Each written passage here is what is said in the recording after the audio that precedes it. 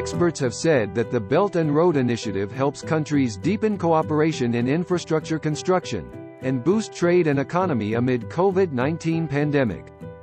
During the COVID-19 pandemic, I think that Belt and Road Initiative BRI has played a very important role in helping the country cushion the economic fallout of the pandemic.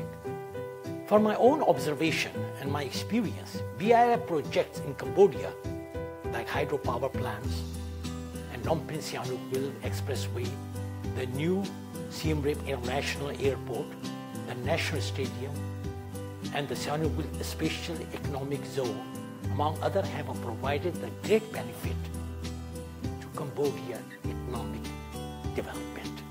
The development of infrastructure such as a road, rail, airport, seaport, hydropower plant, and a special economic or industrial zone under the Belt and Road Initiative are crucial to reduce the logistic costs, to enhance the economic competitiveness, and to diversify sources of growth.